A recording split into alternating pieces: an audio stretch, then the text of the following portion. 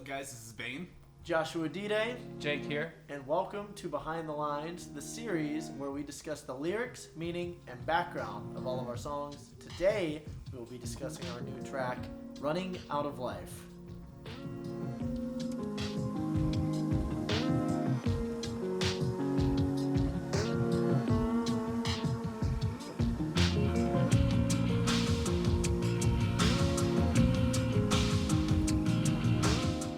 The flower we selected to represent this song is the chrysanthemum. So in Eastern culture, a lot of times it is common for a chrysanthemum, or I guess a bouquet of chrysanthemums, to be given to elderly people as a symbol of a prosperous life and of longevity. It's kind of parallel to the lyrical content of Running Out of Life, which touches on two different things. One is creating these self-imposed timelines for reaching your goals and always pressing yourself like every single second of every single day to make moves to get there and like burning yourself out. And then the other element, which the lyrical content touches on, is the idea of fleeting youth. Everybody in this band is over the age of 25. I won't give specific numbers, but so all of us have, started to approach that expiration date of where like, okay, now your back starts to hurt when you wake up, and sometimes you just sleep wrong and your body is like, hey dummy, don't do that, and your neck just is gonna hurt for like 6 days afterwards. And I think all of us have been there, and that doesn't happen when you're 18. So it's coming to grips with all of that and realizing like, hey, this sucks and it can really bum me out, but realizing it's okay because that comes with all the experience that you're gaining as you're going through life. When you look at the genre and the space, I mean, not even the genre we're in, but just the music industry as a whole, you see that the people who are at the very, very top are typically younger, and they're like as successful as they are at our ages or younger. And so it can be disheartening for an artist to see people in that position. It's the same like if you look in the corporate world too, if you see CEO who's like 32 or whatever and you're 28, it's like, oh man, this sucks. Like, how am I gonna get there in 4 years? You know what I mean? So if that's your goal to get there and you feel like you're on this time crunch, you, going back to that first point, like buy into this hustle culture, so to speak, and really like try and just push yourself every single day. You don't give yourself a break.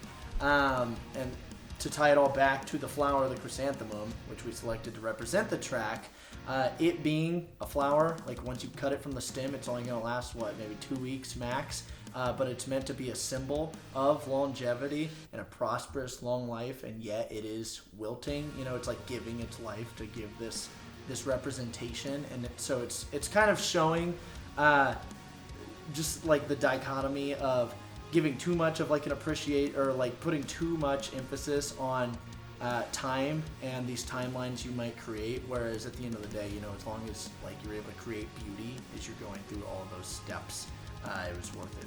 So that's kind of the lyric stuff that I talked through in the choruses and the breakdown of the song. But I know Dylan, Mr. Bane, also had some good stuff to put into the meaty verse in the middle. The meaty verse. So, lyrically, my take was kind of a realization of feeling that you're wasting time, more so knowing, or at least feeling that you should always be working, even if you don't feel like you're making progression. You feel like time is wasting, even if you are, pushing towards your goals. So my verse kind of based around recognizing that, and then just knowing that, time, I feel like time it's a lie. But just knowing that there's no set timeline for anybody's success or anything like that. So just knowing to try to feel indifferent about it, because we never know what our expiration date is. Yeah, and to kind of tie off of that, like for me, Running Out of Life is really like the third song I think I've been on NORMUNDY with. So, it kind of brings it back to this, situation where I think a lot of people find themselves in, where they continue to do these things that don't really benefit them, even though they've been given the illusion that it does.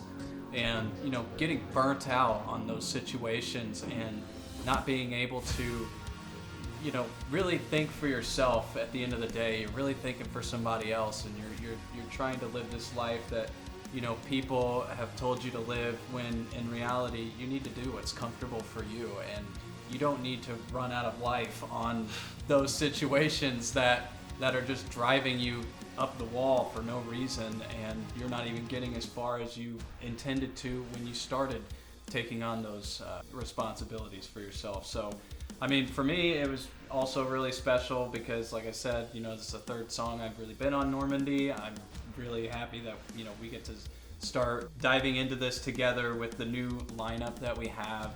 I really think it's going to help bring Normandy to that next level and really mold it into what it is today.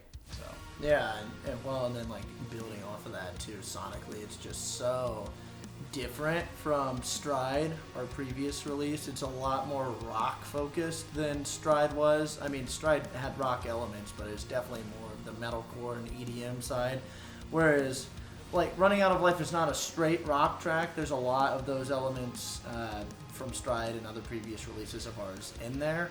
However, it's almost like got kind of a like Audio Slave feel to it in the chorus a little bit, like Gasoline, that song a little bit.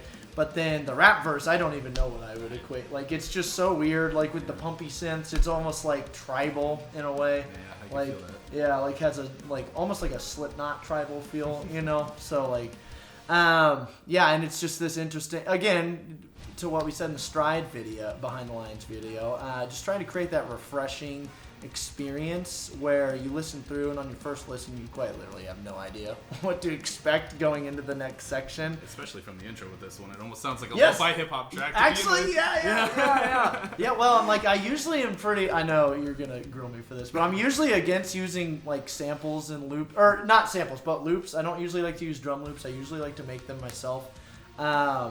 But this is one song where I just like stumbled upon one in Studio One, the DAW that we use. And I was like, you know what? It's already like just kind of like grimy, gritty. I wouldn't really change anything about it and just slap it on there. Because I feel like to try and, I heard it and I was like, I like what it is. I don't want to try and recreate it myself. You know what I mean? And I think the fact that it's a loop gives it that like lo-fi feel you're talking about, which I think all three of us listen to lo-fi. Loops and samples are a valid part of the creative process.